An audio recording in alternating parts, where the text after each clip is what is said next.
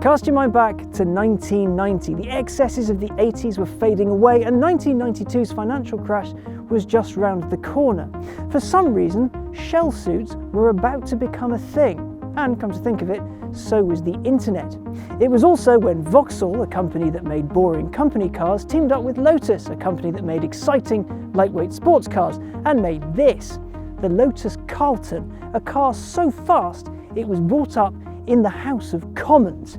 Basically, peak 90s excess.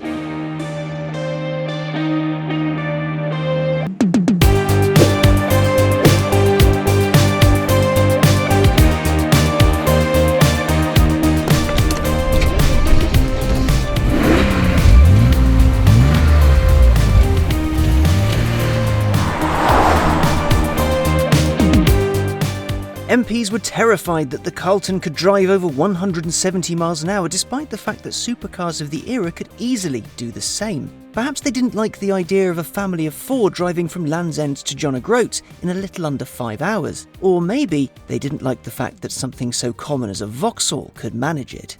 No matter what Whitehall thought, the Carlton didn't get banned, which is a good thing because this is what happens when engineers are allowed to tinker. See, Lotus took a 3-litre straight 6 from a standard Carlton and bored it out to 3.6 litres. Now, that wasn't quite enough for them. They also threw on not 1 but 2 Garrett T25 turbochargers. They also did a lot more under-the-skin stuff to make sure its new massive motor wouldn't explode, which is a good thing because it ended up with 377 brake horsepower and 419 pound-foot. That is a lot. Those big numbers meant it would do 0 to 60 miles an hour in 5.4 seconds and sail up to 170 mile an hour plus if you had enough space. Of course, Lotus didn't just sort the grunt. It modified the suspension for sharper handling and better high-speed stability. It took the self-levelling suspension and steering from the Senator, the former to counter camber change at speed, the latter to give assistance at low speed. 4-pot AP stoppers are up front, 2 pots at the rear. Oh, and some less than subtle aero tweaks to hammer home the whole 90s performance car vibe. No one was mucking about when they were building this thing. We know what the government thought of it, they didn't like it. Fine, what about the press? Well, Autocar magazine also wasn't a fan of its massive top speed. It argued that maybe Vauxhall should limit it and that no one would really need to do more than 170 miles an hour. Almost correct. One group of people definitely did need that monstrous top end, and those are the people that stole a Lotus Carlton with a registration 40RA. Because it could outrun everything the police threw at it.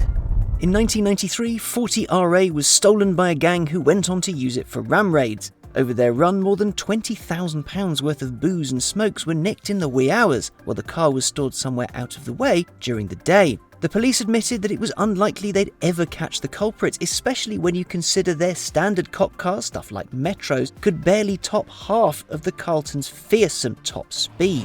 No one knows where 40RA is to this day.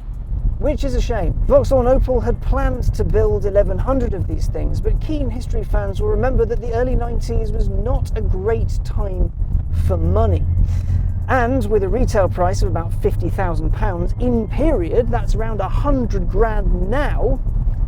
Well, no money means no sales. Fewer than 1,000 were built, and only 320 of them were Carltons, the rest Opel Omegas. That means this is a rare car, and getting rarer still, as parts can be hard to find unless you know where to look and have the readies to commit. This Lotus Carlton is not like all the others, no sir. So remember those 2 Garrett T25 turbochargers? In here, they have the innards of T28s. The head has been built to stage 2 by Damaco Engineering, and it's got all new suspension, not the original Lotus shocks. Those are a little hard to come by these days. It's also set to run a launch map, which means it's running about 440 horsepower. This should be interesting.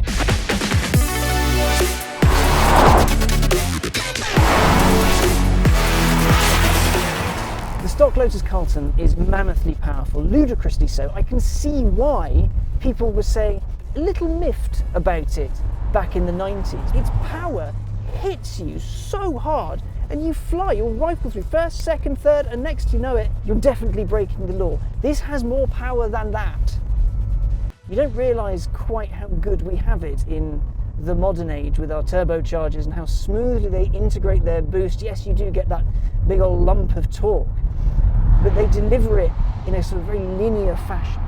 This, much as with the stock Carlton, does not do that at all. You put it in a gear and then you wait until about 3,000 RPM and all of a sudden the world goes backwards. As far as everything else goes, it feels like a solid car. It really does. The steering is again very 90s, so it's not as pin sharp as we may have come to expect from today's motor cars. There's a little bit of weight to it. It's not the most feedback-tacular, but when it does this, whoa, whoa, rather does take you by surprise, these turbos. They're quite something. The one thing that this does have that's so much better than a stock Carlton, or at least the one I've driven, which is Vauxhall's very own, is the brakes are really good here. They stop properly. They are a little grabby, they can take you by surprise, but they're good. And that is a huge plus. You see, when you have a car that's in second gear, does this, and puts a big grin on your face, being able to lose that speed in a hurry, a good thing. Of course, this being a saloon car off of the 90s, the visibility is incredible. If you need to look over your shoulder to see if anything's creeping up on you, there's loads of glass, there's loads of it. You can see everywhere. There is one thing to take into consideration with all of this. There are no driver aids. There is no traction control to save you. You cling on and you play with this, and it's all up to you and your right foot. The mistake's on you. There isn't a computer to pluck you out of harm's way. This was kind of a car that everybody liked, and some people didn't really want to admit it because, oh, well, why would I like a Vauxhall? I would like a Porsche, but it's so cool.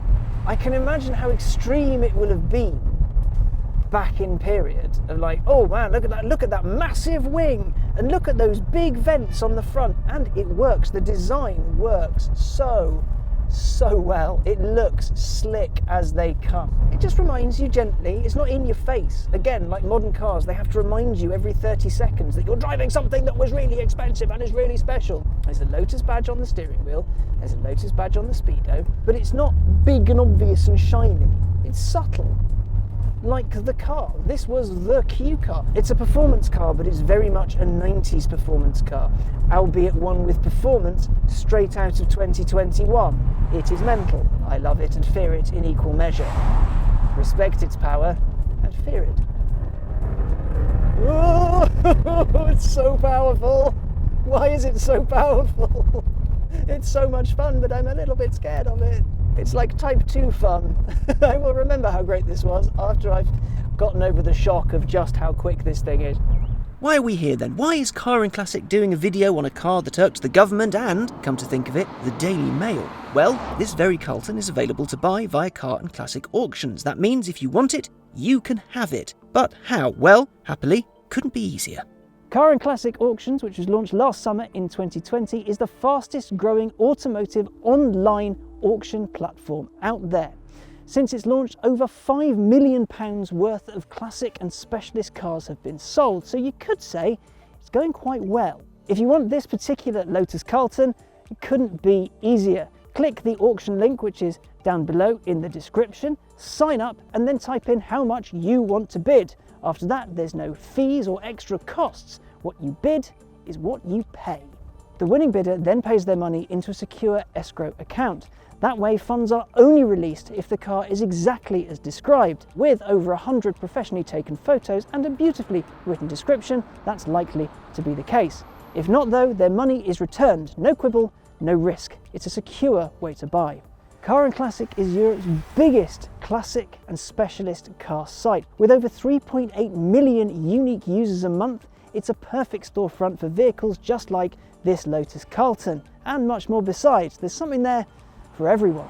So then, who wants a Lotus Carlton? It is literally right there and yours for the taking. It's a pretty special bit of kit.